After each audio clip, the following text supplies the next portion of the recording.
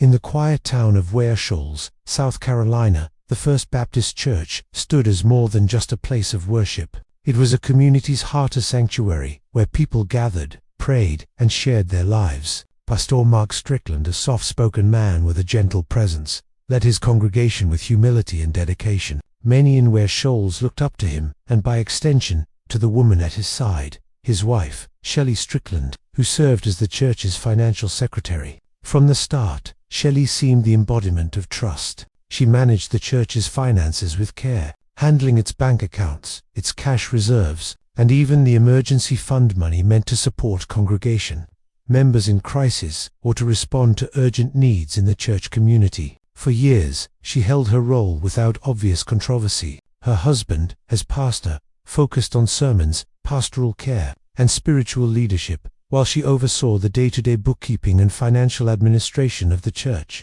Many assumed that her deep commitment was rooted in faith. But beginning around 2019, a subtle but disturbing pattern began to emerge. Authorities would later allege that Shelley started diverting money from multiple church accounts, not small amounts, but tens of thousands of dollars stretching across years. Her access was not limited to one fund. Investigators claim she tapped into accounts including the very emergency fund she was trusted to safeguard. The betrayal was not waged in darkness, but disguised in everyday life. Church leaders say that the first real alarm sounded when a new financial secretary was brought on board. This replacement, tasked with reviewing the church's financial records, noticed irregularities. The numbers didn't align. Fund balances seemed off. Expenses that were supposed to be for church programs didn't reconcile with payouts. The new secretary raised concerns, and those concerns, when properly examined, unraveled a web of misuse. As law enforcement got involved and records were audited,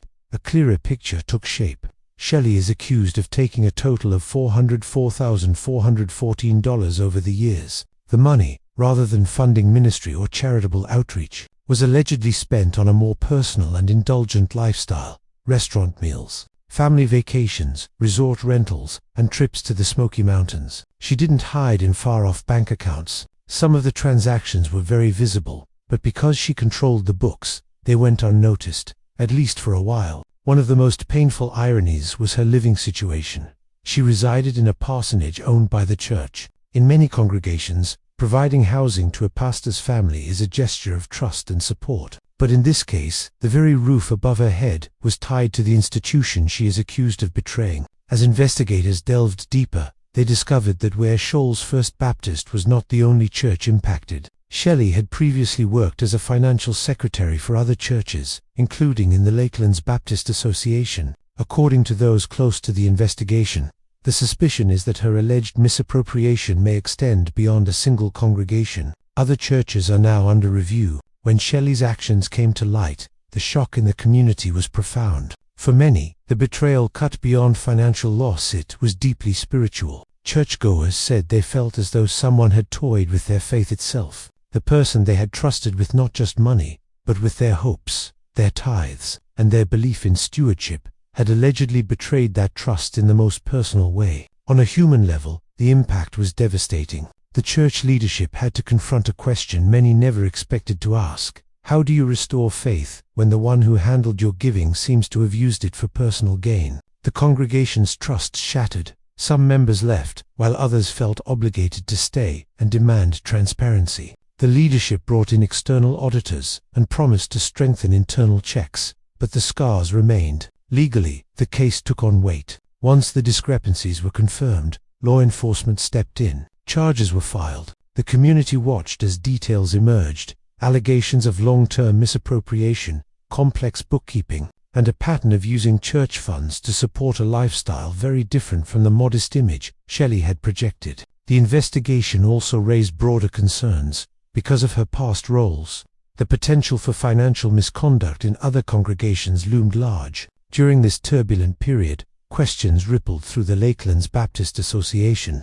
Their director of missions expressed both surprise and heartbreak. He stated that Shelley had been well liked, respected, and deeply integrated into the community. That made the alleged betrayal even more painful, not just for Ware Shoals, but for all of the churches in that network. For Pastor Mark Strickland, the fallout was personal and public. As his wife's alleged misconduct became subject of media coverage, his pastoral role was scrutinized. Although there is no public record that he was directly accused of participating in the financial wrongdoing, the optics were devastating. For many congregants, the image of their pastor and his spouse was irrevocably altered. The media coverage underlined this tension. Local and regional outlets detailed how the money had been used: dinners, trips, credit card bills, resort stays. Reports emphasized not just the size of the theft, but how deeply personal much of it was. This wasn't an outsider skimming from the top, but someone inside, someone chosen, someone trusted.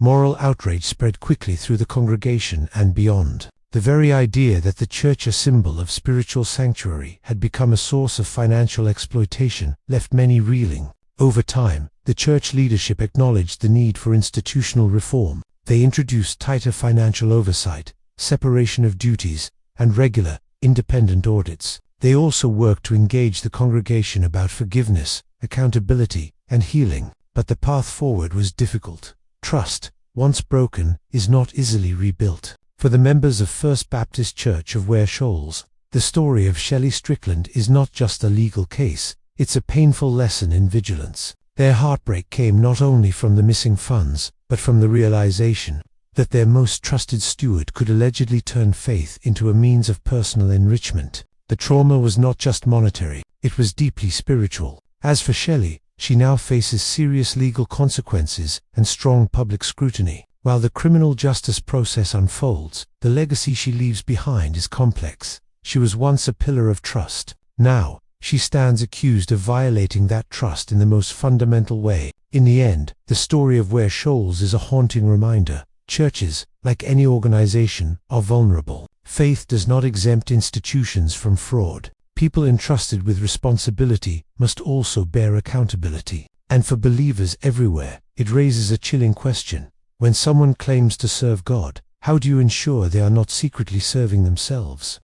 In the bustling neighborhoods of Chicago, Illinois, the New Birth Christian Center was known as a church committed to outreach and community support. Its pastor, Robbie Wilkerson, and his wife Tasha were public faces of devotion. They were involved in youth ministries, community events, and particularly the church's summer food service program, which aimed to feed low-income children during the summer months when school meals were unavailable. On the surface, the Wilkersons were the ideal leaders, charismatic, approachable, and deeply committed to the church's mission. Congregants often praised them for their dedication, saying that the couple genuinely cared about children, families, and the community. Tasha, especially, was involved in coordinating logistics for the food program, managing paperwork, and maintaining records. Her calm, organized demeanor inspired confidence, and few imagined that her role might conceal deception. The first signs of trouble were subtle. Internal audits revealed inconsistencies between reported meal counts and actual distribution. Paperwork showed that dozens of meals had been claimed at locations that didn't exist or had far fewer children than reported. At first, some assumed these were clerical errors, small mistakes in a complex program. But as discrepancies grew, investigators began to suspect intentional wrongdoing. The investigation eventually revealed a staggering truth.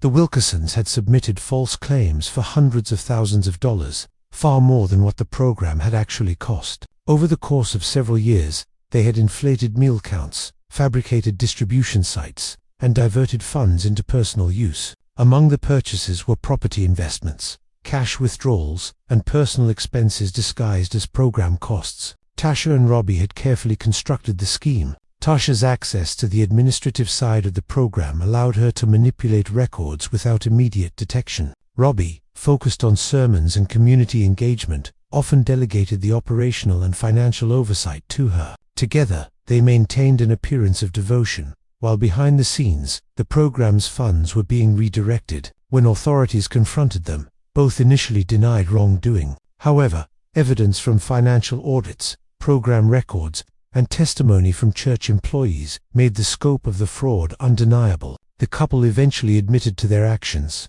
Money intended to feed children had been misappropriated for personal enrichment. The legal proceedings were intense. In court, prosecutors detailed the fraudulent scheme, how meal counts were exaggerated, distribution sites fabricated, and funds diverted into personal accounts. Witnesses described the impact on the community, the children who received fewer meals than claimed, and the families who had trusted the church to act as a safeguard. Congregants expressed disbelief that the couple they had trusted so completely could exploit their position so systematically. Sentencing reflected the severity of the crime. Robbie was sentenced to several years in prison, and Tasha received a substantial term as well. Both were required to repay a significant portion of the misappropriated funds. The church itself faced the challenge of rebuilding credibility, re-establishing oversight, and restoring the trust of a congregation that had been blindsided by betrayal. The aftermath left a lasting mark on the Chicago community. Parents, volunteers, and church members struggled with disillusionment. Many felt that their faith had been weaponized against them, not in the abstract sense, but concretely, through the diversion of resources meant to help the most vulnerable. Programs that had once been a source of hope became symbols of deceit. Reflecting on the case, it serves as a stark reminder that even institutions built on faith are vulnerable to exploitation. The story of the Wilkersons demonstrates how personal ambition and cunning can intersect with positions of trust, leading to consequences that ripple far beyond finances. It is a tale not only of crime but of broken faith, of a community forced to confront the uncomfortable reality that appearances of devotion can sometimes mask betrayal. Years later, the story remains a cautionary tale. Churches across the country revisited internal oversight, implementing stricter checks and balances to prevent similar abuses. Congregants are reminded that vigilance is necessary, even in spaces that are meant to be sacred. And for those who followed the New Birth Christian Center, the haunting question persists: how can you distinguish true devotion from calculated deception when those entrusted with power exploit it so completely? In the end, the Wilkersons' actions left a scar on the community, a story of trust weaponized for personal gain, and a stark lesson: when faith is entwined with opportunity, the line between service and crime can be perilously thin. In the elegant suburbs of Alexandria, Virginia, a church named Victorious Life stood as a place of aspiration and faith. The congregation was drawn in by the bold sermons of Pastor Terry Millender, a man who spoke of compassion, growth, and a global Christian mission. At his side was his wife, Brenda, a woman deeply involved in the church's outreach programs, admired by members for her dedication and warmth. But behind this outward aura lay a darker, more calculated plot. Terry and Brenda Millender were not just shepherding souls, they were shepherding money. Over time, they built an operation that would come to be exposed as a massive fraud, not just against institutions, but against the very trust of their flock. Their scheme was built around a company they founded, which they branded with a noble Christian mission: to give microloans in developing countries. The story they sold their congregation was powerful. Believers could invest in this company, expecting both a reasonable financial return and the satisfaction of supporting the poor in emerging economies.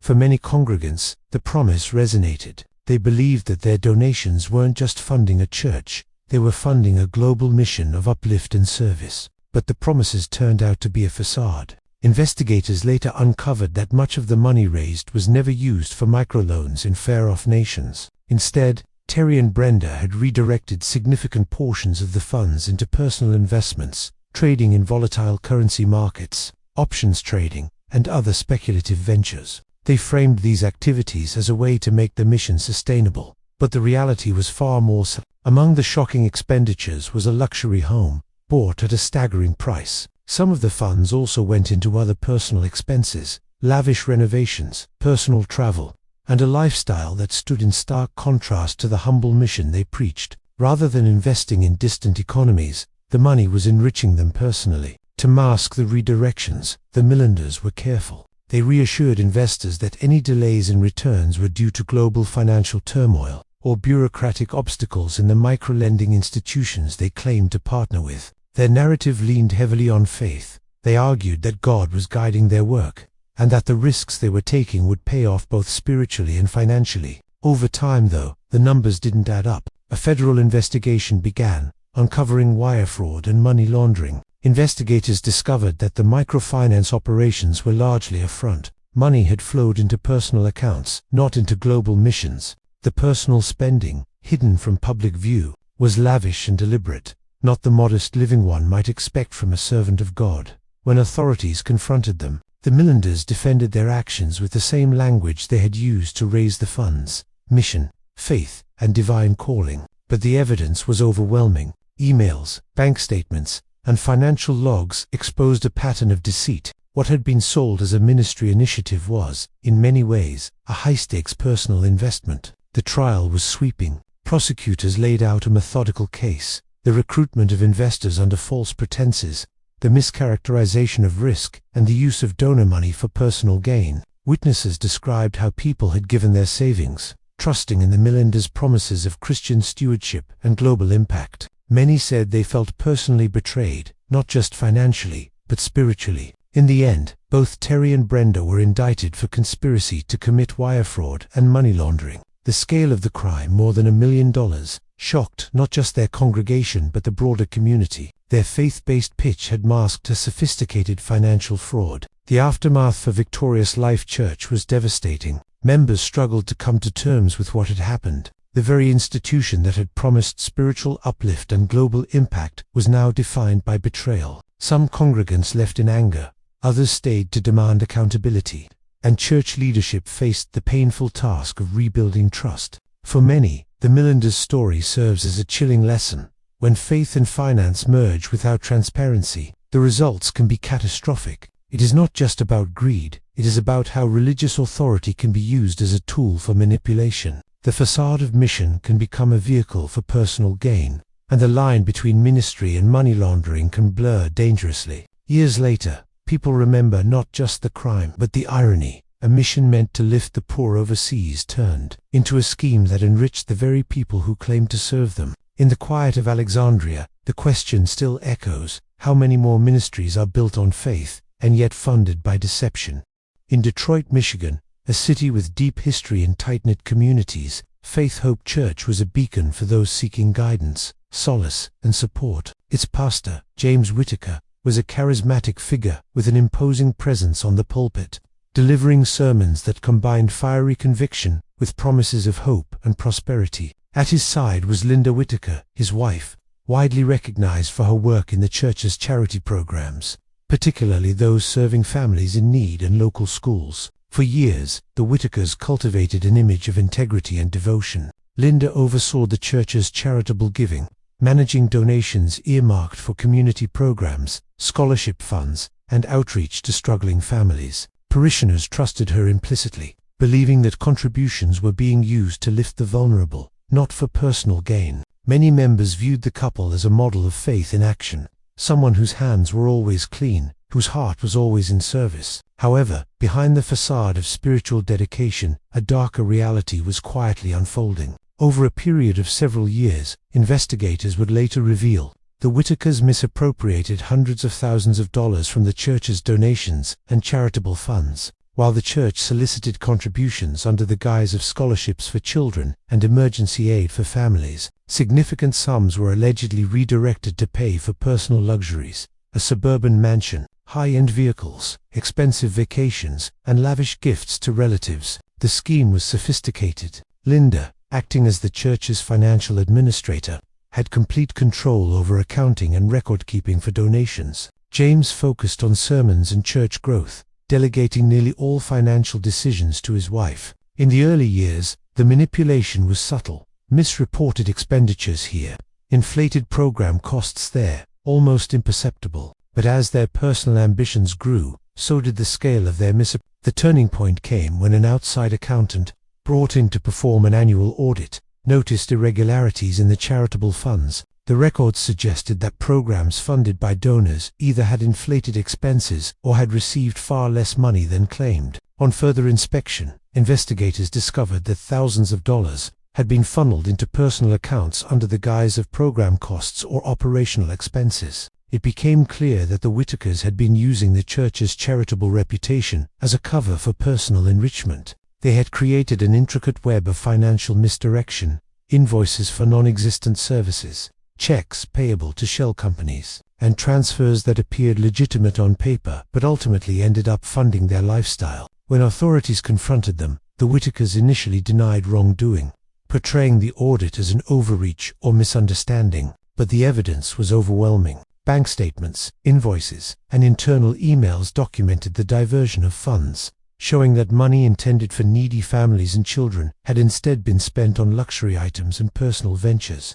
The case drew attention not just because of the scale of the fraud, but because of the betrayal it represented. Parishioners who had donated expecting their money to support local families found themselves victims of a sophisticated scam. Many were elderly, relying on faith and the church's reputation as assurance that their contributions would be used wisely. Others were working-class families who had contributed modest amounts, believing that every dollar would make a real difference. The legal proceedings were tense. James and Linda faced charges including fraud, embezzlement, and money laundering. Prosecutors laid out a methodical narrative, years of deception, misuse of trust, and manipulation of the church's charitable programs. Witnesses testified about the impact on the community, highlighting families who had expected support but received none. Sentencing reflected the severity of the crime. The Whitakers were both given prison terms and required to pay restitution to cover the misappropriated funds. The church itself faced scrutiny from regulators as the scandal highlighted failures in oversight and governance. For congregants, the betrayal was deeply personal. Faith, which had been a source of comfort, now carried a bitter reminder of exploitation. In the aftermath, Faith Hope Church worked to rebuild trust and credibility. They implemented stricter financial controls, independent audits, and transparency measures to ensure donors could see exactly how funds were being used. Members were encouraged to be more active in oversight, asking questions about budgets, expenditures, and program outcomes. Yet, despite these measures, the shadow of the Whitakers' actions lingered. The betrayal had left a wound that would take years to heal. Reflecting on the case, it is clear that the Whitaker story is not just about money, it is about how trust can be weaponized. A community's faith, the hope of donors, and the welfare of vulnerable families were all exploited in a calculated pursuit of personal gain. Their crime serves as a chilling reminder that positions of spiritual authority, when combined with financial control, can become a dangerous instrument of exploitation. The haunting question remains for communities everywhere. When institutions built on faith are entrusted with both belief and money, how can one discern genuine stewardship from calculated deception? For the people of Detroit, the Whitakers' story became a cautionary tale, a vivid example of how devotion can be twisted into greed, and how generosity can be betrayed by those sworn to uphold it. Even years later, the lessons echo. Faith-based organizations require rigorous oversight, transparency, and accountability. Without it, the good intentions of donors and parishioners can be manipulated, leaving emotional and financial devastation in their wake. The story of the Whitakers reminds us that the most dangerous betrayals often occur not from strangers, but from those closest to the community, who exploit trust for personal enrichment under the guise of piety.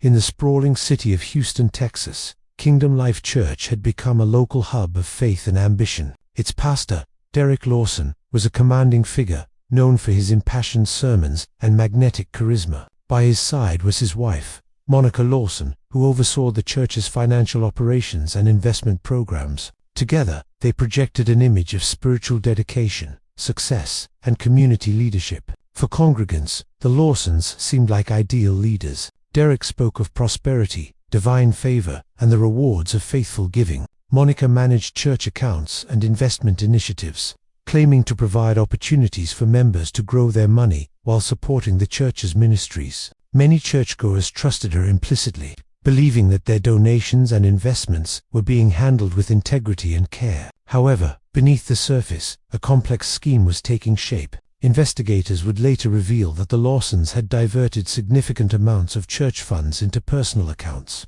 using an intricate web of investments and financial maneuvers to conceal their activities. While members believed their money was being used for charitable programs or reinvested to grow the church's outreach, it was instead funding a lavish lifestyle, luxury vehicles, expensive vacations, high-end real estate, and personal expenditures far beyond the modest image they projected. The deception was carefully orchestrated. Monica, in charge of financial oversight, had sole control over record-keeping, banking, and investment accounts. She presented regular statements and reports that reassured congregants their funds were being handled responsibly. Derek, meanwhile, focused on preaching and public-facing ministry work, leaving the operational details to his wife. This division of responsibilities allowed the couple to exploit trust without immediate scrutiny. The unraveling began when a concerned church member noticed inconsistencies in their investment statements. Funds earmarked for specific projects seemed to be missing or underreported.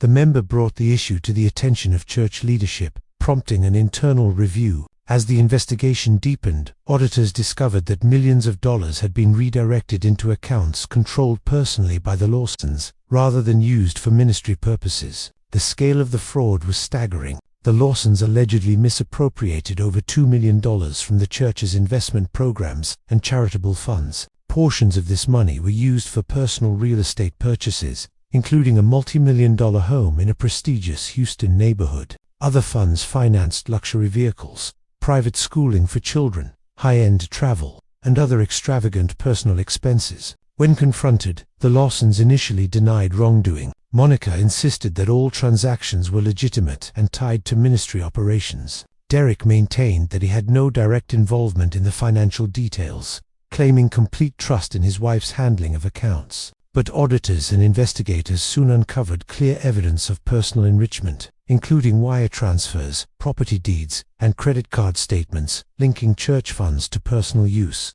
The case quickly drew attention beyond the local community. The media highlighted the audacity of the scheme. Funds intended to support charitable programs, community outreach, and ministry growth had been siphoned off to fund a private lifestyle. Congregants expressed shock and disillusionment, with many stating that they felt personally betrayed by a couple they had trusted implicitly. Some had invested tens of thousands of dollars, believing in the Lawsons' promises of divine returns and prudent financial management. Legally, the consequences were severe. Both Derek and Monica faced charges of fraud, embezzlement, and money laundering. Prosecutors presented a methodical case, detailing how the couple recruited investors, misrepresented the use of funds, and diverted money into personal accounts over several years. Testimonies highlighted the impact on the church and its members, emphasizing the betrayal of trust and the financial losses endured by faithful congregants. During sentencing, the court underscored the egregious nature of the crimes. Derek received a multi-year prison sentence, while Monica was also sentenced to prison and ordered to repay a substantial portion of the embezzled funds. The court noted the deliberate and calculated nature of the scheme, emphasizing that the Lawsons had used their position of religious authority to exploit trust for personal gain. The aftermath for Kingdom Life Church was devastating. Members struggled with the dual challenge of processing financial loss and spiritual betrayal. The church implemented strict financial oversight measures, including independent audits, dual account authorization, and transparent reporting systems. Congregants were encouraged to actively participate in oversight, and leadership worked to rebuild credibility within the community. The story of the Lawsons illustrates a chilling reality. Positions of spiritual authority can be exploited when combined with financial control. Donors and members, motivated by faith and goodwill, can become victims of elaborate schemes that prey on trust. In this case, the very teachings of faith and stewardship were weaponized to facilitate personal enrichment. Even years later, the case serves as a cautionary tale. Churches and faith-based organizations nationwide have revisited their internal controls, recognizing that devotion alone cannot prevent exploitation. For the congregants of Kingdom Life Church, the memory of betrayal remains vivid, a story of faith manipulated for financial gain, a harsh lesson in vigilance, and a reminder that even those who appear most devoted can sometimes harbor the most dangerous deceptions. Ultimately, the Lawson story is not only about fraud, it is about trust, morality, and the vulnerability of institutions that mix spiritual authority with financial responsibility. It leaves a haunting question for communities everywhere. When faith and money intersect, how can one protect against those who might betray both?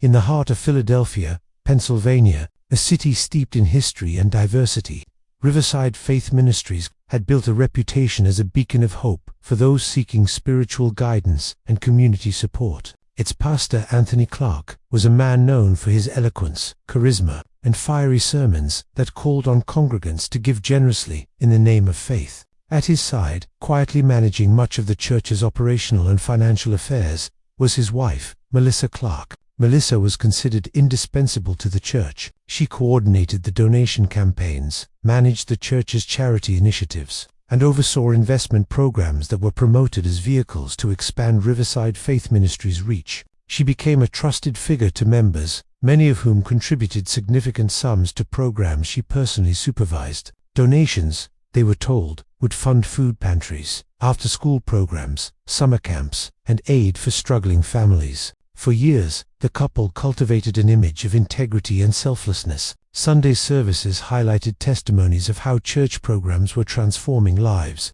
Members often felt a deep emotional connection to the mission, believing that their contributions were changing their community for the better. Behind the scenes, however, a complex and sinister pattern of deception was taking root. Investigators would later allege that Melissa Clark had systematically diverted funds from the church's charitable programs for personal use. Rather than allocating donations to food programs, community outreach, or scholarships, she allegedly transferred substantial sums into personal accounts, purchased luxury vehicles, and funded expensive vacations. Funds intended to support underprivileged families were redirected to finance her own lifestyle. The scheme was executed with meticulous attention to detail. Melissa's control over the church's finances allowed her to manipulate records and produce false reports, reassuring congregants that their donations were being used appropriately. Church leaders relied on her oversight, trusting her to act in the best interests of both the congregation and the community. Meanwhile, Pastor Anthony focused on preaching and public relations, further isolating the financial administration from scrutiny. The unraveling began when an outside auditor was brought in to perform a routine review of Riverside Faith Ministries' finances. Discrepancies emerged almost immediately. Donation records did not match bank statements, and budget allocations for various programs were inconsistent. In some cases, money claimed to have been spent on charitable activities was instead traced to personal expenditures, including luxury shopping, hotel stays, and private travel. As the investigation deepened, it became clear that the deception had been ongoing for years. Melissa Clark had allegedly created a network of shell accounts and fraudulent invoices to mask the flow of funds. Money was moved through multiple accounts, appearing legitimate on paper, while ultimately being used to enrich herself. Investigators described it as a carefully orchestrated scheme, built on the trust of a generous congregation.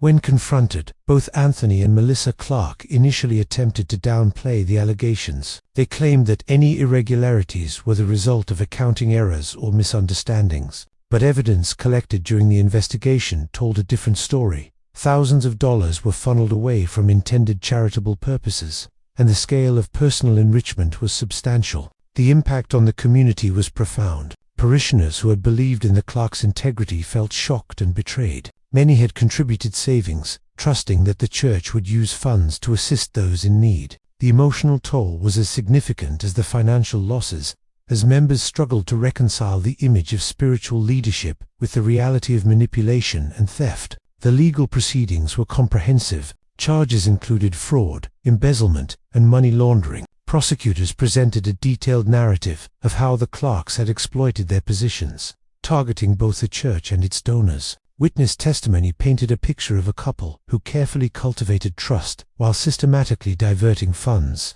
using both charisma and authority to facilitate their scheme. Sentencing reflected the severity of the offenses. Melissa Clark received a multi-year prison term and was ordered to pay restitution to cover the misappropriated funds. Anthony Clark, while not directly involved in the financial transactions, faced legal scrutiny for failing to ensure proper oversight. The court emphasized the betrayal of trust inherent in exploiting a faith-based organization, noting that the impact on congregants went beyond monetary loss. The aftermath left Riverside Faith Ministries grappling with both financial and reputational damage. Leaders implemented stricter oversight measures, including independent audits, transparent reporting of expenditures, and checks and balances on financial operations. Congregants were encouraged to be active participants in ensuring accountability, a painful but necessary lesson for the church community. Reflecting on the case, the story of the Clarks illustrates a sobering reality.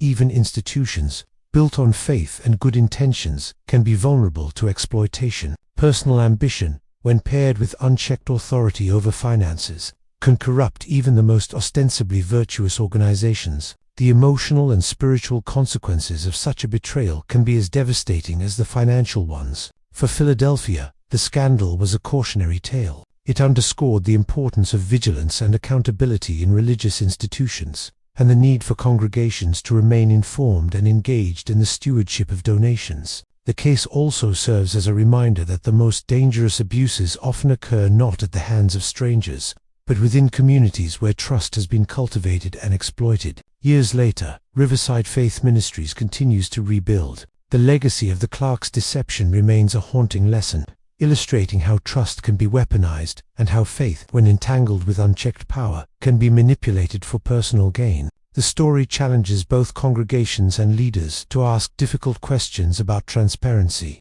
oversight, and the boundaries between devotion and exploitation. In the end, the Clark case is a stark reminder: when authority, money, and faith intersect, vigilance is essential, because betrayal often comes from those closest to the community, cloaked in the very image of service. In the bustling metropolis of New York City, Eternal Grace Church had become a beacon for those seeking spiritual guidance, community, and a sense of purpose. Its pastor, Samuel Donnelly, was widely admired for his compelling sermons, charismatic presence, and ability to inspire generosity among Standing beside him was his wife, Caroline Donnelly, the church's chief financial officer and head of all donation-driven investment programs. Together, they projected an image of integrity, commitment, and moral authority. For years, the Donnellys built a reputation as visionary leaders. Sunday services highlighted programs ranging from youth mentorship to homeless outreach, with Caroline often presenting detailed financial reports showing how donations were being used. Many members believed their contributions were creating tangible, positive change in their community. Caroline's visibility in managing church finances inspired confidence, and congregants trusted that their gifts were in capable hands. However, beneath the surface of apparent devotion and service, a darker reality was brewing. Investigators would later allege that Caroline Donnelly orchestrated a sophisticated scheme to divert substantial sums of church donations into personal accounts, while church members were told their money was funding charitable programs or invested to grow the church's mission. Much of it was instead used to support a lavish personal lifestyle, luxury real estate, high-end vehicles, designer clothing, and expensive travel. The scheme was carefully constructed. Caroline's control over financial operations allowed her to create falsified records, misrepresent investment activity, and manipulate reporting to ensure that both congregants and her husband remained unaware of the misappropriation. Pastor Samuel focused on public outreach, preaching, and fundraising efforts, delegating operational oversight to Caroline. This separation of duties allowed the scheme to continue undetected for years. The fraud extended across multiple areas of the church's operations. Donation programs, investment opportunities, and charity drives were used as fronts to funnel funds into accounts under Caroline's control. Congregants who believed they were supporting after-school programs, community centers, or housing initiatives were unknowingly contributing to her personal enrichment. The meticulous documentation she produced gave the appearance of legitimacy, masking the diversion of funds from even the most discerning observers. The unraveling began when a concerned church member questioned discrepancies in financial statements. Certain programs appeared fully funded on paper but had little evidence of activity, while investment returns promised to congregants were inconsistent with market realities. An independent audit confirmed suspicions. Millions of dollars had been redirected from church programs into private accounts over several years. When confronted by authorities, the Donnellys initially denied any wrongdoing. Caroline claimed that all financial activity was above board and related to legitimate church investments, while Samuel emphasized his trust in his wife's oversight. However, forensic accounting revealed a pattern of deliberate diversion, including transfers to personal accounts, property acquisitions, and luxury purchases, all paid for with money intended for charitable purposes. The impact on the congregation was profound. Parishioners who had donated with the expectation of supporting local families, educational programs, or outreach initiatives felt deeply betrayed. Elderly donors, who had given their life savings, were particularly affected. Families who had invested in the church's programs were blindsided by the revelation that their contributions were being misused. The emotional toll, coupled with financial losses, left a lasting scar on the community. Legal proceedings followed swiftly. Caroline Donnelly faced charges including fraud, embezzlement, and money laundering, while Samuel faced scrutiny for his failure to implement proper oversight. Prosecutors presented a detailed account of how donations were solicited under false pretenses, misrepresented, and then redirected for personal gain. Witnesses testified to the profound betrayal of trust, emphasizing the psychological and financial harm inflicted on congregants. The court imposed significant penalties. Caroline received a multi-year prison sentence and was ordered to repay a substantial portion of the misappropriated funds. Samuel, though less directly implicated in financial wrongdoing, was admonished for negligence and the failure to supervise financial operations adequately. The sentencing highlighted the unique gravity of exploiting religious authority to commit financial crimes, emphasizing the compounded impact on both spiritual and monetary trust. In the aftermath, Eternal Grace Church implemented extensive reforms to restore credibility and prevent further abuse. Independent audits, dual account management, transparent reporting mechanisms, and active congregational oversight were introduced to safeguard future donations. The community worked to rebuild trust, though the shadow of betrayal persisted. The story of the Donnellys serves as a chilling reminder. Positions of spiritual authority, when paired with unchecked control over finances, create opportunities for exploitation. Faith and generosity can be weaponized, leaving both emotional and financial devastation in their wake. Congregants, who once trusted wholeheartedly, were left grappling with the realization that even those closest to the ministry could manipulate devotion for personal enrichment. Years later, the Eternal Grace case remains a cautionary tale in New York City. Faith-based institutions across the country have revisited their financial oversight protocols, recognizing that transparency, accountability, and vigilance are essential to safeguard communities from similar abuses. The Donnelly story underscores a haunting truth. When faith, trust, and money intersect, deception can thrive, and betrayal often comes cloaked in the very image of service and devotion. Ultimately, the Donnellys' actions illustrate more than a financial crime. They reveal a profound exploitation of trust, a betrayal of spiritual authority, and a stark lesson on the necessity of oversight. For congregations, the story raises an enduring question. How can one ensure that faith is never used as a shield for personal gain? In the bustling city of Atlanta, Georgia, Grace Harvest Ministries had earned a reputation as a thriving church with ambitious outreach programs. Its pastor, Malcolm Everett, was known for his commanding presence, fiery sermons, and ability to inspire loyalty among Beside him, managing the church's extensive operations and finances, was his wife, Evelyn Everett, a woman praised for her meticulous organization and visible commitment to the church's charitable work. For years, the Everetts cultivated an image of piety, generosity, and dedication. Sunday services often highlighted the church's programs, feeding the homeless, mentoring at-risk youth, and funding local community projects. Evelyn, in particular, was seen as the architect behind many of these initiatives, personally coordinating donation drives and presenting financial summaries to the congregation. Parishioners trusted her implicitly, believing that every dollar donated was being used to support those in need. But behind the outward appearance of devotion and service,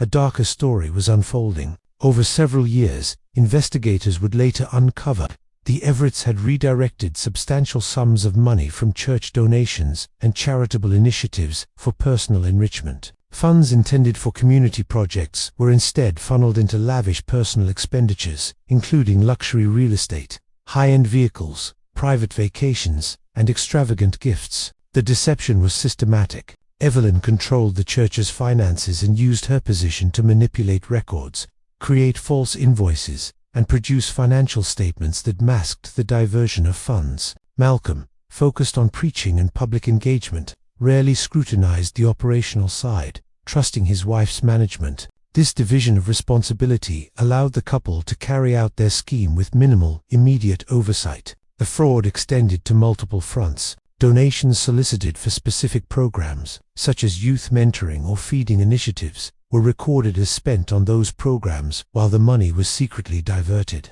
Investment programs touted to congregants as ways to grow funds for the church were similarly manipulated, with returns funneled into personal accounts. Some parishioners who invested savings or retirement funds were particularly hard hit, believing they were contributing to both spiritual and financial growth. The unraveling began when a concerned church member noticed discrepancies in the church's financial statements. Certain program expenses appeared inflated, while funds earmarked for specific initiatives were unaccounted for. An independent audit confirmed the suspicions. Millions of dollars had been misappropriated over several years, with only a fraction of donations reaching their intended purposes. When confronted by authorities, the Everetts initially denied any wrongdoing, framing the allegations as misunderstandings or accounting errors. But the evidence was overwhelming. Bank statements, wire transfers, real estate purchases, and invoices clearly demonstrated that church funds had been diverted for personal enrichment. Investigators described the scheme as carefully orchestrated, designed to exploit the congregation's faith and trust. The impact on the community was profound. Parishioners expressed shock, anger, and disillusionment. Many had contributed out of deep trust, believing their donations were directly supporting people in need. Elderly members who had given their life savings, as well as families investing in the church's initiatives, were particularly affected. The emotional and spiritual toll of betrayal was immense, leaving congregants struggling to reconcile the image of devoted church leaders with the reality of financial exploitation. Legal proceedings followed swiftly. Both Malcolm and Evelyn Everett faced charges including fraud, embezzlement, and money laundering. Prosecutors presented detailed evidence of how the couple misused their authority, misrepresented investment opportunities, and systematically diverted funds. Testimonies highlighted the profound betrayal experienced by congregants, emphasizing the combination of personal gain and abuse of spiritual authority. Sentencing reflected the seriousness of the offenses. Evelyn received a significant prison term for her central role in managing and executing the financial misappropriations, along with an order to repay a substantial portion of the stolen funds. Malcolm, while less directly involved in the financial manipulation, faced scrutiny for his lack of oversight and complicity in allowing the scheme to persist. The court underscored the dual impact of their crimes: financial loss for parishioners and the erosion of trust within a faith community. The aftermath for Grace Harvest Ministries was both emotional and operational. Church leadership implemented strict financial controls, including independent audits, transparent reporting systems, and multiple layers of oversight to prevent future abuses. Congregants were encouraged to actively participate in monitoring church operations, and programs were restructured to ensure accountability. Despite these efforts, the shadow of the Everett's betrayal lingered, leaving a lasting scar on the community. Reflecting on the case, the story of Malcolm and Evelyn Everett serves as a stark reminder of the dangers inherent when spiritual authority and financial control intersect. Their ability to manipulate trust and exploit the faith of congregants highlights the vulnerability of even well-intentioned organizations. The case underscores the importance of transparency, accountability, and vigilance, particularly in institutions that handle both devotion and donations. Years later, the memory of the Everett's actions remains a cautionary tale in Atlanta. Congregants and leaders alike recognize that trust, once weaponized, can devastate both hearts and finances. Faith-based institutions learned a hard lesson: good intentions are not enough. Robust oversight is essential to prevent deception. Ultimately, the Everett story is more than a financial scandal. It is a story of betrayal, of trust corrupted, and of faith exploited. It leaves a haunting reflection: when those entrusted with spiritual guidance manipulate their authority for personal gain, the consequences reverberate far beyond dollars, striking at the very core of the community they claim to serve. In the heart of Los Angeles, California, Hope and Light Church had long been celebrated for its ambitious outreach programs and community support initiatives. Its pastor, Victor Ramsey, was a magnetic speaker, drawing large crowds with sermons that blended inspiration, promise, and appeals for generosity. His wife, Camille Ramsey, managed the church's financial operations and charitable programs, overseeing donations, grants, and special fundraising campaigns. Together, the Ramseys presented a powerful image of devotion, service, and fiscal responsibility. For many congregants, the Ramseys embodied the ideals of spiritual leadership. Camille, in particular, was admired for her organizational skills and visible commitment to the community. She coordinated donations to food banks, youth programs, and local shelters, and often provided detailed reports on how funds were allocated. Parishioners trusted her implicitly, believing that their contributions were being used wisely and effectively to improve the lives of those in need. Behind this carefully curated image, however, a darker reality was taking shape. Over several years, Camille Ramsey allegedly diverted substantial sums of church funds for personal enrichment. Money intended to feed the homeless, support youth initiatives, and sustain community programs was instead funneled into personal accounts, luxury purchases, and lavish vacations. Large donations, earmarked for charitable purposes, were misdirected to fund homes, vehicles, and high-end lifestyle expenditures. The scheme was methodically executed. Camille had near-complete control over the church's finances, including donation records, bank accounts, and investment funds. She manipulated invoices, created false reports, and ensured that financial statements appeared accurate to both the church leadership and the congregation. Pastor Victor, focusing on sermons and public engagement, largely deferred financial decisions to Camille, relying on her expertise and trustworthiness.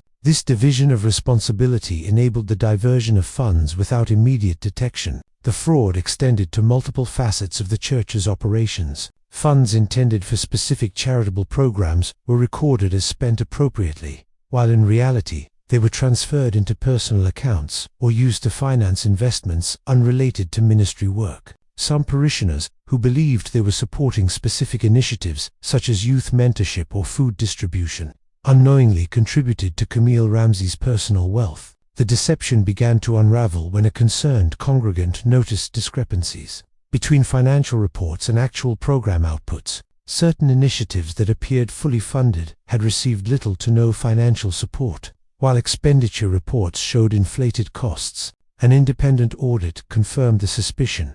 Millions of dollars had been misappropriated over several years, with only a fraction of donations reaching their intended purpose. When confronted, Camille initially denied wrongdoing, framing the discrepancies as clerical errors or administrative oversights. However, detailed financial records, bank statements, and forensic accounting provided irrefutable evidence of systematic diversion of funds. Investigators uncovered wire transfers, property purchases, and credit card statements, showing that charitable donations were being used for personal enrichment rather than ministry objectives. The community impact was profound. Parishioners felt shocked, betrayed, and disillusioned. Many had invested savings, believing that their contributions would support the needy and strengthen community programs. Elderly donors, in particular, were deeply affected, having entrusted funds with the expectation that the church would use them responsibly. The emotional and spiritual toll was immense, as congregants struggled to reconcile the Ramseys' image of devotion with the reality of financial exploitation.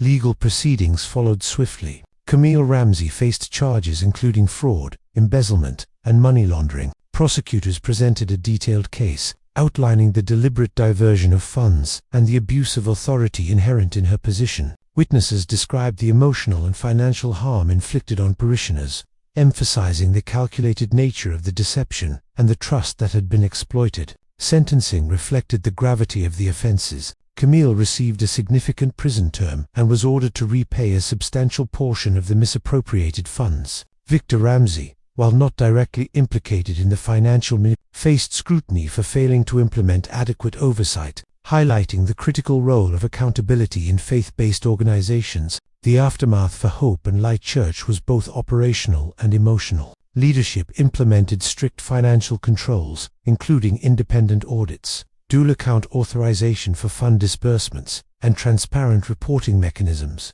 Congregants were encouraged to participate actively in oversight, monitoring expenditures and program allocations. Despite these reforms, the memory of betrayal continued to affect the community deeply. The story of the Ramseys illustrates a chilling reality. Positions of spiritual authority, when combined with control over finances, create opportunities for exploitation. Faith and generosity can be weaponized to serve personal ambition, leaving emotional and financial devastation in their wake. Congregants who once trusted wholeheartedly were left grappling with both betrayal and the painful realization that their contributions had been misused. Years later, the case remains a cautionary tale in Los Angeles. Churches and faith-based organizations have revisited financial oversight, learning that devotion alone cannot prevent exploitation. The Ramseys' story demonstrates how transparency, accountability, and vigilance are essential to safeguard both the community and the mission of a religious institution. Ultimately, the Ramseys' actions serve as a stark reminder: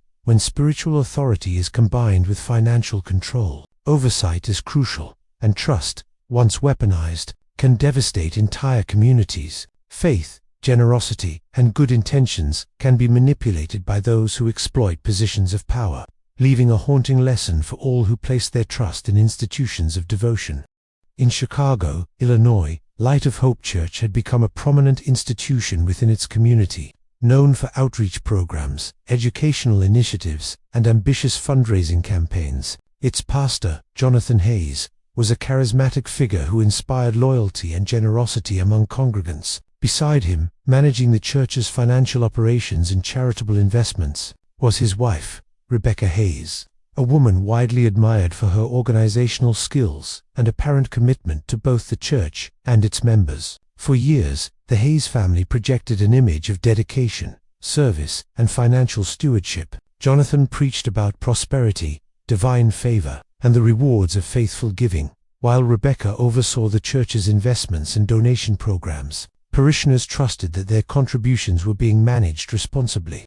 Funding programs that included after-school tutoring, food banks, and assistance for struggling families. However, beneath this facade of piety and service, investigators would later uncover a disturbing reality. Rebecca Hayes had allegedly diverted large sums of the church's donations and investment funds into personal accounts and high-end purchases. Funds intended for community programs and charitable initiatives were instead used to finance a lavish lifestyle, luxury homes, designer clothing, exotic vacations, and expensive vehicles. The misappropriation was systematic and calculated, exploiting the very trust that congregants had placed in the couple. The scheme was enabled by Rebecca's near-total control over the church's finances. She managed accounts, oversaw investment programs, and prepared detailed reports that reassured congregants their contributions were being used appropriately. Jonathan, focused on preaching and public outreach, largely deferred financial oversight to his wife, trusting her judgment and expertise. This separation of responsibilities created the conditions for the diversion of funds to continue undetected. The fraud extended across multiple programs. Donations collected for specific initiatives, such as youth, education, or community aid, were reported as fully utilized, while in reality, the money was funneled into personal accounts and investments benefiting the Hayes family. Parishioners who invested in church-backed programs, expecting financial growth or charitable impact, were unknowingly contributing to a scheme designed to enrich the couple personally. The unraveling began when a vigilant congregant noticed inconsistencies between reported program expenditures and observable outcomes. Some initiatives that appeared fully funded had received little to no financial support, while investment returns promised to members were inconsistent with actual results. An independent audit confirmed suspicions.